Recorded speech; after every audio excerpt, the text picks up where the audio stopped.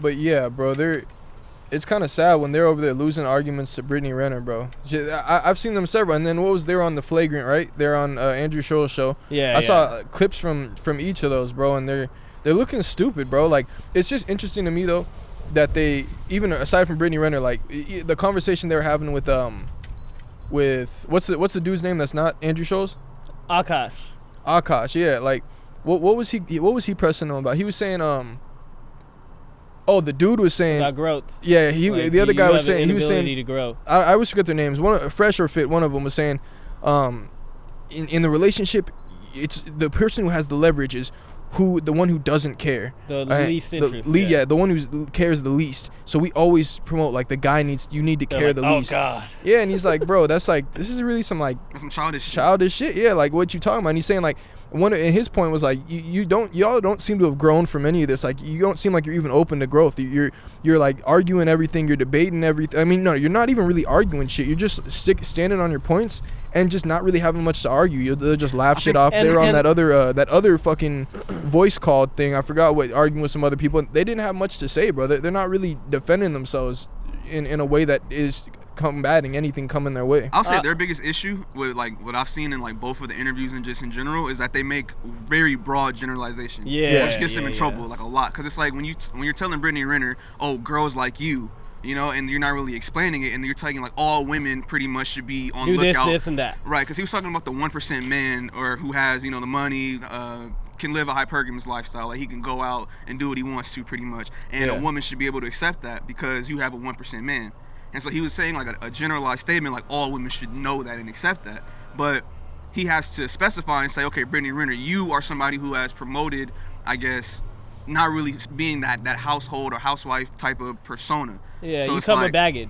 Yeah, so it's a little bit different. So like girls like you're, I don't know. He was trying to he didn't make a good distinction. He was categorizing her as a general, like populace of women. They're bullshitting. And on the Flagrant interview, they were talking about like, oh my God, yeah, we talked to 1,000 women, we've talked over 1,000 women, thousands of men.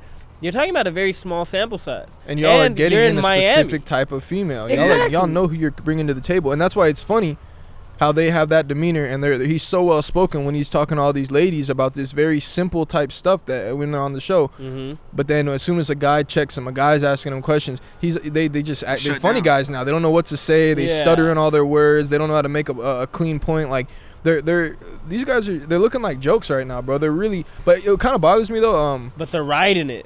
They are riding it. It kind of it bothers me that they're putting people like Brittany Renner to go talk to him when they put the other, like the black leaders to go talk to him, knowing that the dude that he was talking to on that call, I forgot what his name, I forgot, but he was talking. Omar Johnson or something? Nah, that wasn't Omar Johnson. It was a different dude. But they're like this like black empowerment movement. But they're like, bro, all he did was just shit on white girls like the whole time talking to. Like, it's just bothersome that they're not gonna get people that can genuinely have this conversation. And I don't even think they'd be down to sit down with that type of person. Like sit down and explain to. Shit, Joe would never give him that type of light, but Joe, he put him on blast and made a lot of points. But like, sit down with someone who's actually of the culture, who's articulate enough to tell you exactly, like, bro, what you saying is racist.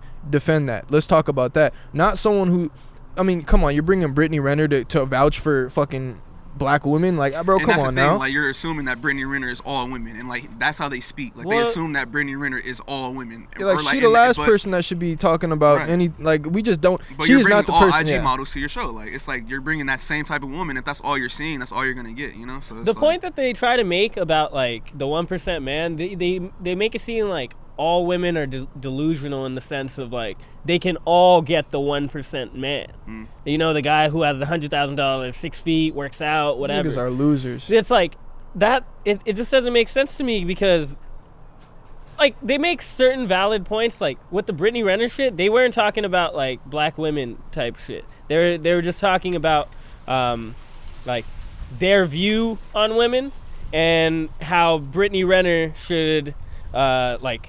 I guess, like, because of her past and her baggage, her stock has gone down and her best options. And she kept defending her shit.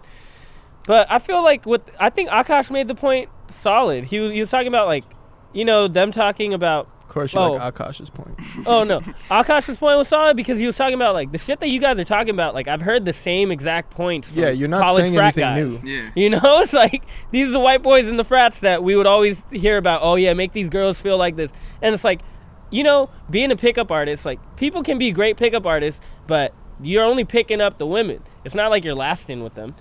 That's like these are two fucking single guys that have never, from what we've seen, never been in no long-term relationship, and all they want to do is talk about relationships all day. He's a fucking loser. That's probably why he got divorced. Okay, I knew that shit. I did my research. Nah, but bro, that shit is so stupid. It's like y'all surround yourselves with these women that all they want to go after. I want that 1% man. Bro, that's not really like real women. This is like Instagram girls that you just seen. Like, not everyone's life is just based off what type of guy they're able to get. You want to get someone that's good for you. Like, you know how it's already hard enough to get someone that's good for you, but all y'all focus on is what guys that make this amount should be able to do and what girls shouldn't be able to do. And we're talking about, it's way worse when a girl cheats, because the girl, it's an emotional thing. Bro, that's literally a little kid conversation. Like, what are we talking about now? Like, you can make that, obviously we've all had that comment like, bro, it hurts way more if the girl cheats.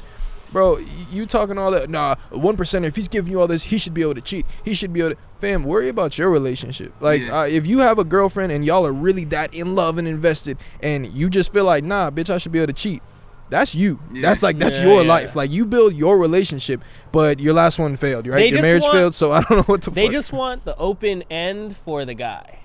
Like, they want an open relationship, but only for the guy. And not the girl. And the girl has to stay at home because they say that, a girl, when she's going to go treat, it's emotional. Yeah. They got to be like, fuck you, I don't even want to be with this guy. But when I go treat, it's like taking a piss. Yeah, and when we talk about the guy, it should be you're the guy in this scenario. They're just talking about hypothetical, the guy. The guy should be able to do that. You guys are losers at this point. Like, I've heard too much, bro. It's like... Sorry. No, my bad. Go ahead. It's like dangerous to like, you're influencing 500,000 people. 500,000 losers. They got 500,000 like subs, and it's like that's kind of scary to see. Like, you're kind of bringing up these men to like hate women, bro. But none of those guys are going to be in that category. No one is a 1%er watching Fresh and Fit fucking taking gems from that shit. They have a bunch of losers that just will sit around and debate with people about relationships all day and not form their own. And would you say that what they're doing is cultural appropriation? Nah, it's like it's thought appropriation. Because a lot of the cast members are like black and Latino, like, you know what I'm saying, but they say they don't date them. Like, it's kind of like they have a bias towards them. No, he said maybe if they red bone, Tori. Maybe if they red bone. He said maybe. But, like, you have a black audience, or I don't know if his audience is black, probably a bunch of different fucking people, but like, probably not black people, honestly. I don't know. No, they made a solid point. You know, you're gonna kick people off, like, oh, they're more aggressive, I guess, or like that's good for the demographic or good for the show. But it's like you're using black people to build your platform in a way, but you really don't like them like that. That's what it seems like. Yeah, so okay. So like, just because you have color in your skin, like, can you do that? You know what I'm saying? Like, because I don't like that. They're not. You know, not everybody that's skin folk is kinfolk. They got called out for it. They got called out for it. They're like, yo, so. Then how come, since you don't date black women and you're not into black women, why do you bring them onto the show? Yeah. And, it's because they're getting you views. Yeah. Because you're kicking them out. Yeah. You know? And that's, you just see them as money, you know? Like, if you really don't fuck with black women, why are you using them as a money bag? Exactly. You know? So it's like, okay. And they don't have no rebuttal for these things. And their only rebuttal is the skin color, because it's like, I have a shade of, you know what I'm saying? And they cop it out. They cop out. The entire time they would cop it out. They're like, oh yeah, it was just jokes. It was jokes. And then another cop out was like, oh, well, you know, we have a production manager who brings the girls in, but isn't it Fresh and Fit? Yeah. It's your that's show. Bullshit. Yeah. So you get to pick who gets to come onto your show. If you don't want black women, don't bring them on. Yeah. It's obvious that you want them to come onto your For a show certain reason. for views. Yeah. They had the Pushman Mitch. They had him on the podcast. 25K views. All the other shit.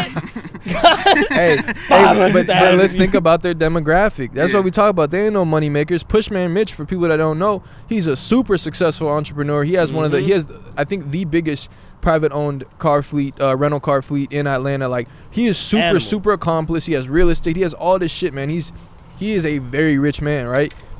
Depending on what fucking level you're at. But for the average, he's very rich, right? They have him on his show. The amount of game and knowledge he can give you, and he's a motherfucking open book. He hits you with them fucking pearly white veneers. He get going, bro. He's the GOAT. He makes it seem so fun. And he can't get no 25. He can't get more than 25K views. He come on their show. They don't. Their audience doesn't care. They just want to see them talk to these fucking dogs. Exactly. But bro, what really gets me for them, like, where I'm just, for me, it's like, not that it holds much weight, but they buried for me, bro. Because after all this scrutiny, y'all go on these shows and you're still at your baseline points. You're still at these shallow level conversations. You didn't show us anything that was different. You didn't show us a different insight. And hey, you know what? You guys say this, but here's the... No, y'all just came on there bullshitting. And it's like, y'all just, all right, we could sit through this and hopefully our views will go up, but we're not going to back down. But you don't really have anything to talk about. Y'all are just trying, you're rerunning old-ass, burnt-out conversations that only idiots care about still. And you're saying, nah, they should be able to cheat. Bro, who is they, man? Y'all are losers, bro. You didn't come with nothing different on any of these shows except for kind of just shells of yourselves. You're scared to answer certain questions. You're laughing shit off, talking about it was just jokes. Nah. And then address why it's a joke then. Because if I say something that was like, you know, offensive to like gay people and it's a joke, I would have an explanation. You know, at the time I thought it was just funny because of this. And in that moment, you know, it was kind of silly. I shouldn't have said it. I'm not sitting there. No, it's just a joke. Yeah, it's like, you got to at least like understand like the accountability that you have for that. Like they still made the joke on the shit. They're like, it was actually LaQuisha and Shaniqua. Like, so you have to correct them, and I was like, "What do you taught? Like, why do you even have to correct them on that type of shit?" Like, be like, "Yeah, we just joke about, we talk about Asians, we talk about whites." It's like, bro, you still not being accountable for the things that you said. It's okay. You can make a mistake and then be like, "Yo, honestly, maybe at that moment I didn't use the right verbiage, but this is how I really feel. Explain." Yeah, as opposed to they fucked up their press run because like you had Asian Dog come on there, right, and that was like a whole big thing, right? And then people started pulling up the old clips about them not liking black women. So it's like some old retrograde shit came back and fucked them up. They doubled down heavy. But then, right, why would you not even? You don't have to go back against what you said, but clean it up, you know? And then you get on two big platforms and do the same shit. Like, you're dumb as fuck. Like, this is supposed to be the cleanup. Like, square off, like, wipe away everything the past couple months because they've been fucking up. I don't fuck with this double down. This is the one double down that I'm not into. Well, it's like you're doubling down, but you didn't come with no ammo. Like, you're just doubling down for the sake of doubling down. Like, you didn't introduce nothing new. You didn't show any other side of thinking that maybe we're not getting. When it comes to the things that are actual issues, they have nothing really to say about it. It was a joke, laugh it off. And then they just want to argue about the stuff they've already been arguing about. Like, so that a lot of that convo that I did see with Brittany Brenner, I just feel like it sounds cool that way. All the shit that I saw, like, it's just, bro, you don't, why? And this is why it kind of bothers me, academics, because he's buddy with them. He's not going to set him up to get burnt. He's going to set him up to make some good content. You're going to go back and forth with a known IG thought. I mean, she's bigger than just an IG thought now, but everyone, come on. She wrote a book about it. And y'all are going to have this great back and forth, and you're going to argue about burnt-ass topics that no one cares about. No, bro, that ain't what you getting canceled for. That's not what the culture not fucking with you for. And why don't you get someone articulate to have this conversation with them, not someone you just know is going to get views, and you're not going to get to any type of decisive point in the conversation. There's not going to be any conclusion to it. Y'all are just going to argue back and forth, and then, great, some content. That's just kind of clown shit to me. How do y'all feel about the culture now, I guess, like,